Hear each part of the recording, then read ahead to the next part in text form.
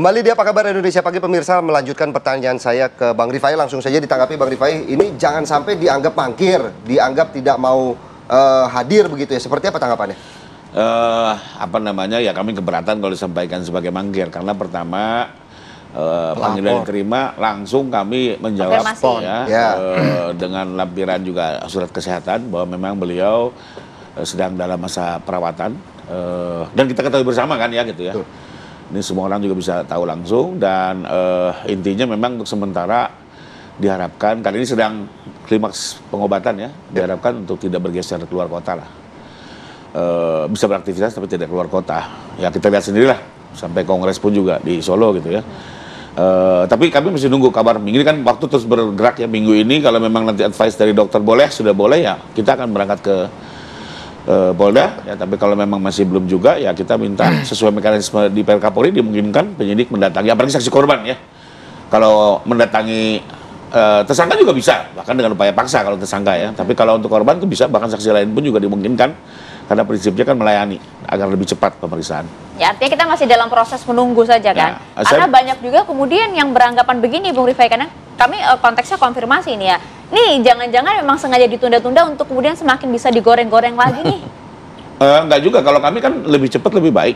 Apalagi kalau tujuan Pak Jokowi kan jelas, tujuan dari pelaporan ini adalah untuk memulihkan nama baiknya, kedua agar soal ijazah ini clear, diputuskan oleh pengadilan, paling tidak dikukuhkan oleh pengadilan. Dan tentunya kita mendorong ini lebih cepat lebih baik. Saya mau komentari tadi ada beberapa yang mencermati proses penyidikan yang seolah-olah tidak berimbang. Menurut saya ya kita sama-sama advokat lah, ini sudah biasa. Dalam setiap proses pasti yang posisinya lemah mengomentari bahkan mengkritisi. Posisi yang kuat pasti membenarkan, itu sesuatu yang lumrah. Tapi biar publik juga paham, saya mau bedah satu persatu. Pertama bahwa kami tidak meminjamkan loh waktu di Baris Krim itu. Kami dikirimi surat resmi dari penyidik untuk menyerahkan. Yang kami bedakan adalah menyerahkan secara sukarela dengan penyitaan. Ya, artinya kalau kami ingin mengkaburkan persoalan ijazah pada saat diminta secara tertulis, kami tidak sukarela menyerahkan. Bahkan kami bilang sita aja dulu, tunggu dulu nih, kan begitu. Ini justru saya melihat Pak Jokowi betul-betul serius ingin ini segera tuntas. Sudah Mas, serahkan saja, gitu ya. Sekalipun di penyelidikan memang belum boleh ada penyitaan, tapi tanpa disita kami serahkan. Karena balik lagi Pak Jokowi yakin, dia yang kuliah, dia yang terima ijazah ini UGM. Dan betul alhamdulillah hasilnya kan kita ketahui bersama gitu ya. Jadi proses ini sebenarnya sesuatu yang lumrah. Kedua, soal penyitaan, ya intinya sih begini, mau disita nanti di Polda ataupun tidak, buat kami ya, kami sudah meyakini lah, mau diulang-ulang pun pemeriksaan lapornya gitu ya, mau dibanding-bandingkan monggo-monggo saja. Bahkan kalau begini kan jelas, ya, substansinya apa sih, ijazah palsu atau tidak.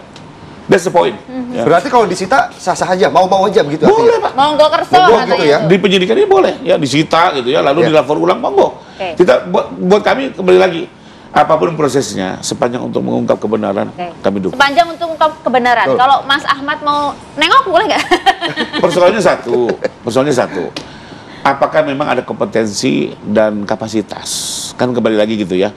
Semua orang mau coba memeriksa lah, ini gimana gitu. Nanti dilibatkan pula dukun untuk melihat ini asli atau enggak. Ada tendensius banget sih dengan kemampuan dan keahlian dari Roy Suryo CS gitu. Loh, kalau itu sudah clear, sesuatu yang analog tidak mungkin diuji secara digital. Bahkan terakhir Pak Roy sendiri mengakui kan, dengan akan membawa 5 ijazah analog dan akan diuji. Saya dukung, uji Pak, saya bilang.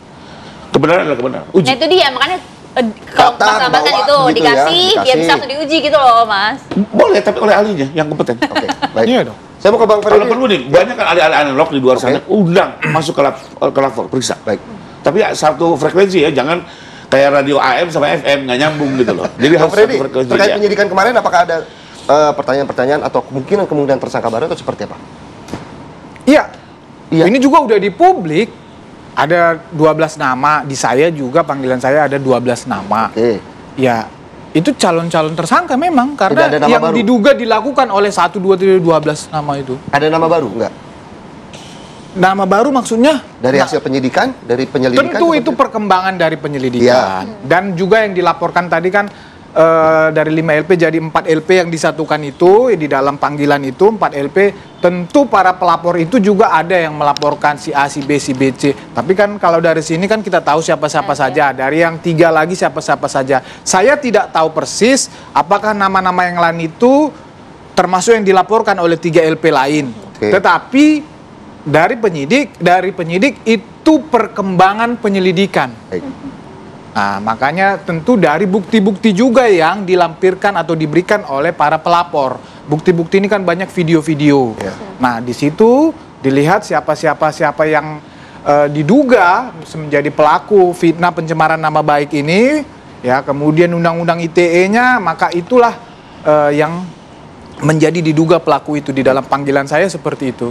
Oke, artinya juga siap ya untuk Roy Suryo CS dan juga kemudian dari pihak TPU kalau kemudian akan dipanggil, ini prosesnya kan karena sudah penyidikan, akan segera waktunya. Ya, selama ini kan kita juga siap, kita penuhi undangan klarifikasi bahwa ada pembedaan, satu undangan klarifikasi kami penuhi, yang lain belum dulu, itu kan terkait dengan urgensi. Dan secara hukum undangan itu juga tidak wajib.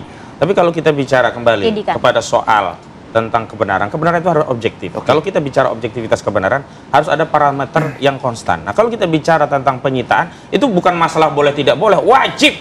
Barang bukti itu wajib disita, wajib diteliti, wajib diobservasi dan kemudian dibuktikan bahwa ijazah itu asli, baru kita bicara tentang ada dugaan pencemaran atau tidak. Bukan soal ini subjektivitas orang mau meminjamkan atau tidak, diserahkan atau tidak. Tapi tahapan itu harus objektif dong. Apakah semua bisa diperlakukan seperti itu? Kan enggak juga. Oke, artinya akan segera meminta gelar perkara khusus ya? Ya, termasuk objektivitasnya harus ada juga gelar perkara khusus. Kalau yang di Barreskrim ada gelar perkara khusus, di Polda juga harus ada gelar perkara khusus. Itu yang disebut dengan kebenaran yang konstan, objektif, dan bisa kita takar bahwa kan ini tidak ada pembedaan.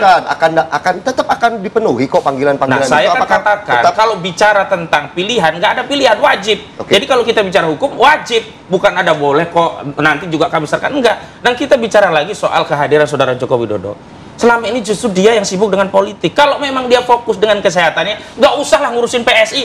Dia itu siapa gitu loh. Ya biarkan kader-kader PSI saja begitu. Dia kalau perlu ya PSI datang ke rumah minta kulon nuwun Pak Jokowi apa yang harus kami lakukan dalam kongres. Oh begini-begini. Ini bukan hadir ke publik. Jasa Jokowi ya ini ya. Iya, melihat Maria Segaf yang berwarna merah jadi temanya ke PSI begitu ya. Artinya kan bahwa ada agenda politik yang kalau itu kan defensif apologetiknya saudara Jokowi tidak memenuhi panggilan dari polisi. Dan kemudian justru sebenarnya kalau dia bicara tentang ada agenda politik, justru dia ada agenda politik dengan PSI. Kenapa nggak fokus menyelesaikan persoalan hukum yang hari ini? Sengaja ada agenda yang disetting di belakang ini untuk kemudian menggoreng-goreng kembali kasus ijazah palsu Jokowi? Loh, siapa yang menggoreng? Karena faktanya hari ini sudah masuk proses penyidikan, naik ke penyidikan. Bagi pihak yang kemudian dituduh tentu di dalam KUHP punya hak untuk membela diri. Nggak ada Bung Freddy, janganlah digoreng-goreng.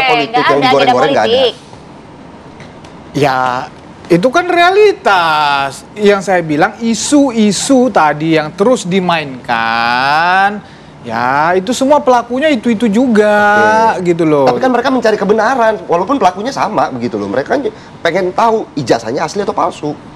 Ya, itu hak mereka, hak Pak Jokowi juga, ya, melaporkan orang-orang yang telah menyerang martabatnya. Karena bukan Pak Jokowi yang memulai ini.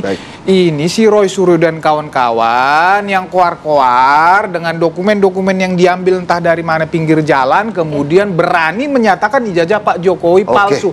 Statement saya dari awal sampai sekarang itu terus, dokumen yang entah dari mana berani menyatakan ijazah Pak Jokowi palsu. Mohon maaf Bung Freddy, hak kami juga untuk kemudian mengakhiri diskusi ini karena waktunya sudah habis gitu ya. Walaupun mungkin masih banyak, masih panjang begitu, makanya saya bilang di awal, fisik-fisik mereka ini kuat-kuat. Maria Segaf. Para atlet kita terima kasih banyak, semoga ini jadi jalan terang untuk kita semua. Saya konfirmasi satu hal ya. Jadi dokumen itu bukan diambil pungut jalan, tapi dari KPU yang kemudian di-download oleh Bambang Tri jadi buku Jokowi Undercover, dan itu kemudian diobservasi oleh publik dan beredar di sosial media. Nanti kita lihat selanjutnya, kita buktikan dalam tahapan penyidikan ini ya. Terima kasih Bung Freddy, terima kasih Mas Samad, terima kasih Mas Rifai. Terima kasih Mas Rifai. Dan pemirsa, apa kabar Indonesia Pagi masih akan kembali di segmen selanjutnya. Kami masih memiliki sejumlah informasi menarik lainnya untuk Anda. Saat lagi.